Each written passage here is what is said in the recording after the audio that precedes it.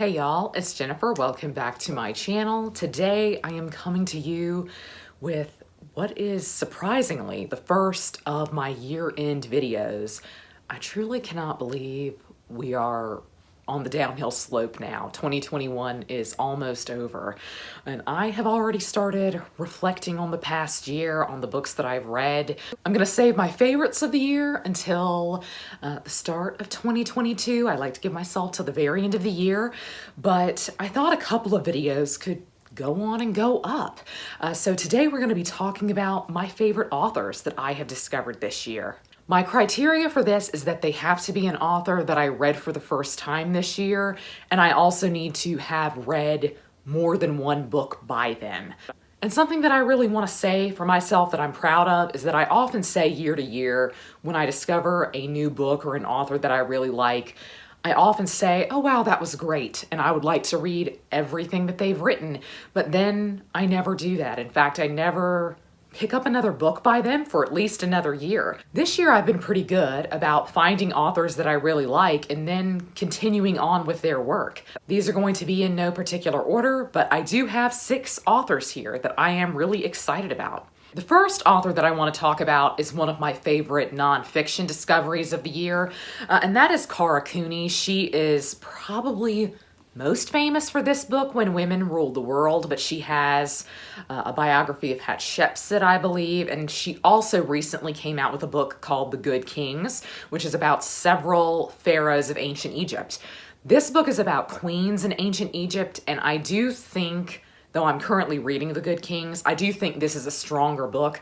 And it's probably just because, in general, the female rulers of Egypt are a little bit more interesting to me than the male rulers. So I'm cheating a little bit on my criteria here because I actually haven't finished a second book by her. But I'm about halfway through The Good Kings, and I am thoroughly enjoying it.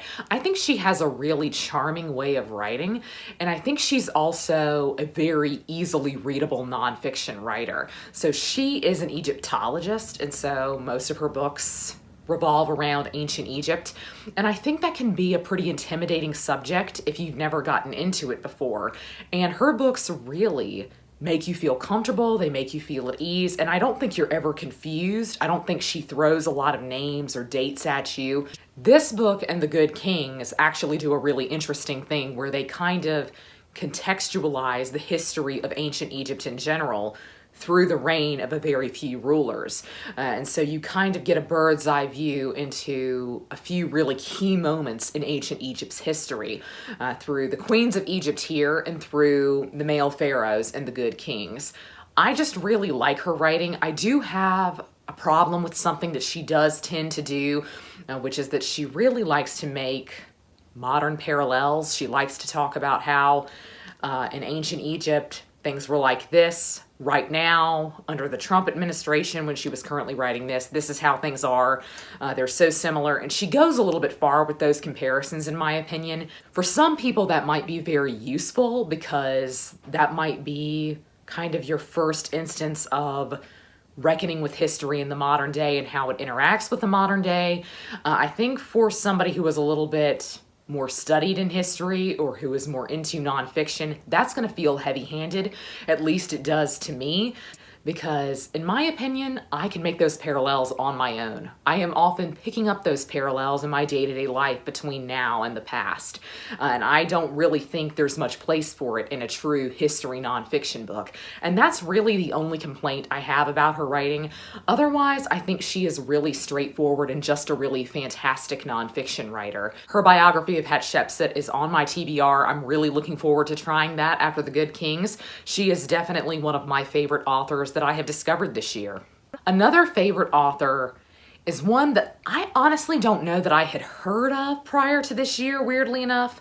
I never did much in terms of Russian literature in school. I don't think we read a single Russian classic at all when I was in middle school, high school, or in college. I did take a Russian history course, but we didn't read any fiction at all in that class, of course, because it was a history class. And so really, it's only been in the past year or so that I've really decided to explore the world of Russian classics. I do feel as though that's something that I missed out on. And so going into this year, I knew people's names. I didn't really know what they were famous for other than Tolstoy or Dostoyevsky. And so earlier this year, I went through kind of a Russian obsession, and I read a lot of shorter Russian works. And this was a really wonderful experience for me. It was a great way to try a whole bunch of different Russian authors and decide which authors I might want to read more from. And my favorite of these, and easily I think my true favorite discovery of the year in terms of authors, is Igor Tergenyev. So I started my journey with Igor Tergenyev with First Love, which is a novella, but it kind of verges a little bit more on a short story. It's very, very short. It is a really dreamy story about a man reflecting on his first love, and there's more to it than that. It's not really a sappy love story. It's kind of a story that keeps you on your toes because you're not really sure where it's going. And I found it to be utterly charming, and I also found it to be just exquisitely written. This is truly, to me, one of my favorites of the year, and it's possibly my favorite Russian classic that I've ever read. It is genuinely beautiful, it's really impactful, and it packs a pretty big punch to be as short as it is. And so after reading First Love, I continued on with Igor Tergenyev and reading more of his short fiction, and I read several other short stories that are included in this edition, and I've rated essentially all of those 5 stars. The Diary of a Superfluous Man is just amazing. Here's a quote from The Diary of a Superfluous Man. "I was then at the very height of first love. No more than 2 weeks had passed since our first meeting. In that state of passionate and attentive adoration when one's whole soul innocently and spontaneously follows every movement of one's beloved. When one can never have enough of her presence or of hearing her voice. When one is all smiles and looks just like a child recovered from an illness, and when someone with only slight experience of these things can tell at first glance from 100 paces what's happened to you." His writing is just absolutely beautiful. It's so enveloping. It's so kind of fairy tale-like. He really transports you to a different world, to a different time and place. It's just so special to read him. So he is actually, I think, the top of my list here today. I think he is my favorite author that I have discovered this year. Another new favorite for me is Gabriel Kay, and for many, many years, many of y'all have told me that I would absolutely love him and that I shouldn't put him off any longer, and you were all right. Gabriel Kay is absolutely incredible. So he is a fantasy writer, and he's most famous for writing fantasy that is, in a weird way, kind of historical fantasy. It is set in a true fantasy world, but everything happening, the setting, some of the political structures, and even some of the characters have actual historical counterparts in our world. So in a weird way, sometimes reading his books feels like you were reading historical fiction. And this is one that definitely felt like this. So this is A Brightness Long Ago. And I think this is my favorite of the 2 that I've read by him, and it's hard to choose, but this takes place in a fantasy version of Renaissance Italy with condottieri, which were mercenaries. So they were hired out by small hill towns, essentially, in Italy in the Renaissance. This is so breathtakingly beautiful. There is a scene in this that is essentially the Palio race in Siena, which they hold every year. It's a horse race through the city. It is so exciting and so thrilling to read. It's very rare that a scene actually makes my heart beat faster, but that one did. I do have a particular fondness for Renaissance Italy, and so I was very familiar with a lot of the references that he was making, and I just really appreciated them. I appreciated the amount of research that went into this book, but there is just something to his writing that I just think is a gift. I think anybody can write. That's my personal opinion. You just have to have the discipline. You have to have the willingness to learn. But to me, Gabriel Kay is one of those that must have been born with the gift because there's just something so magical to his writing. I also read his book that was essentially a retelling of Alfred the Great in Viking Britain. And that book was so achingly beautiful, it almost made me cry. Between the 2 of them, I don't really know which is my favorite. My heart says it's this one, but that was such a breathtaking book. To be a little bit cheesy here, growing up, I often wished for magic in the real world. I think a lot of us readers did. We constantly waited for our letter from Hogwarts. We waited for fairies to come out from behind the trees. And then you kind of come to a realization that there is no so-called real magic in the world anymore. That's not true.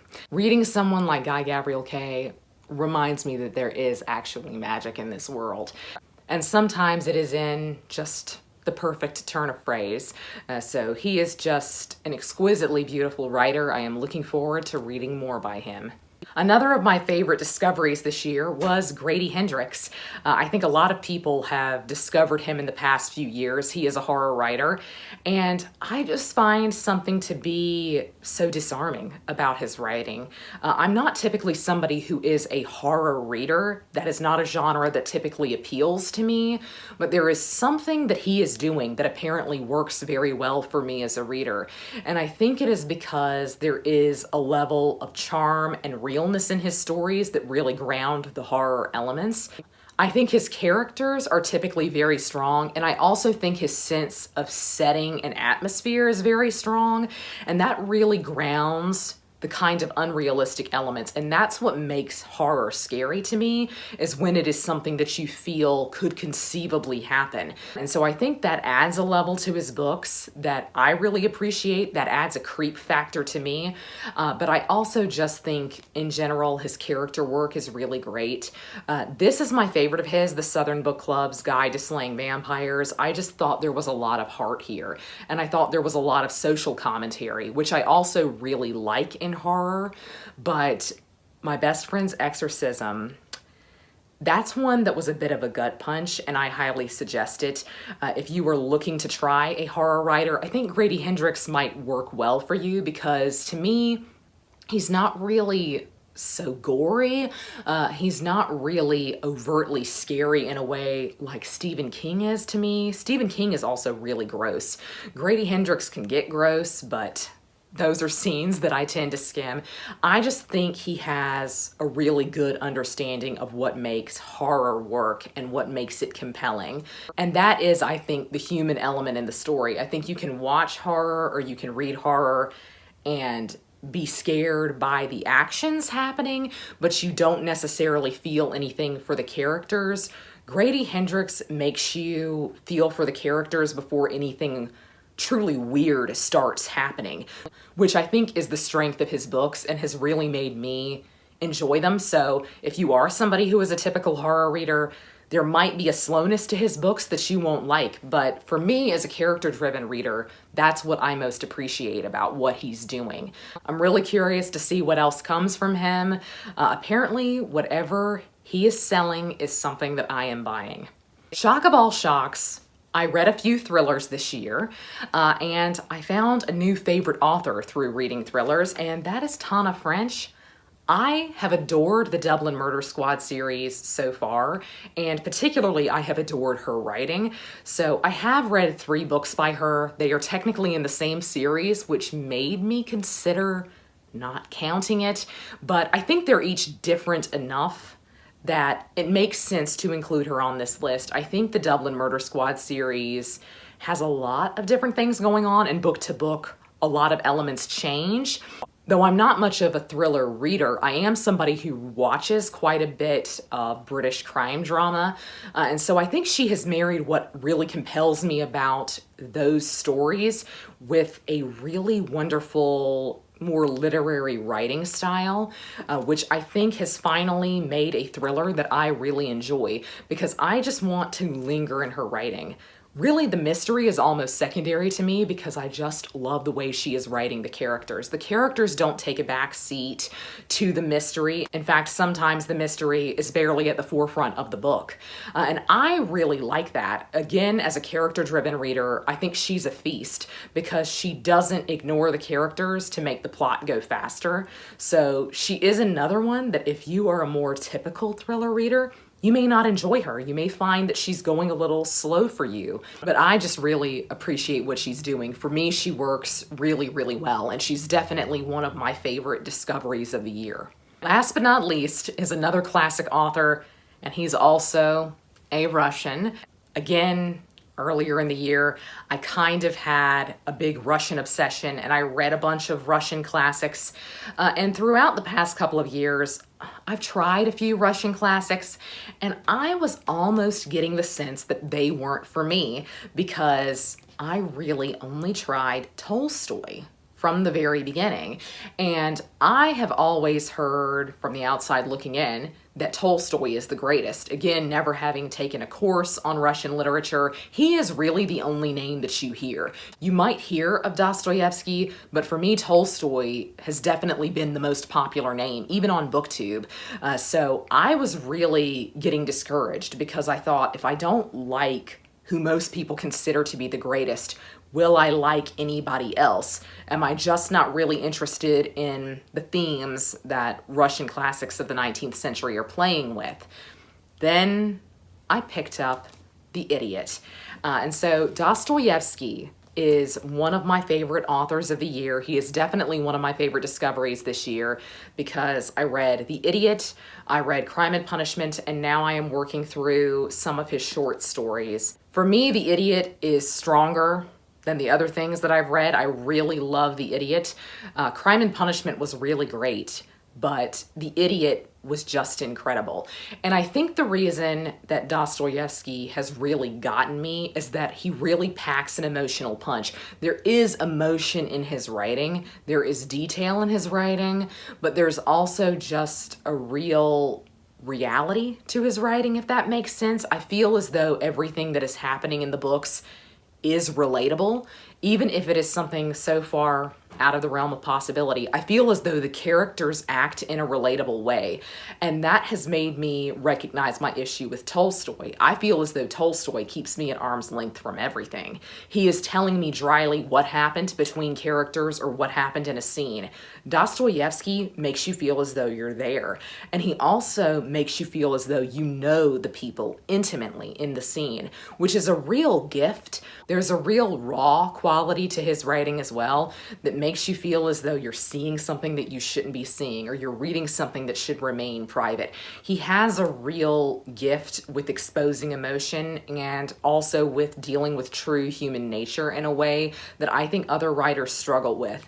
He is just a genuinely amazing author. I think I've been intimidated by him because the majority of his books are really, really long. But trust me, when you get into them, they don't feel long at all. They're actually really page turners. I found it very difficult to put down Crime and Punishment. And I also found it a struggle with The Idiot, though I wanted to make The Idiot last as long as I possibly could. That's a rare experience for me, and I always want to celebrate it when an author's writing is so wonderful that I want to stay in it for a really long time. And Dostoyevsky makes me feel like that. So those were my top 6 authors that I discovered this year. I would love to know if you have read any of them, or if you discovered a great new author this year. But that's going to be all for me today. I hope you're all having a great week. Happy reading. Goodbye.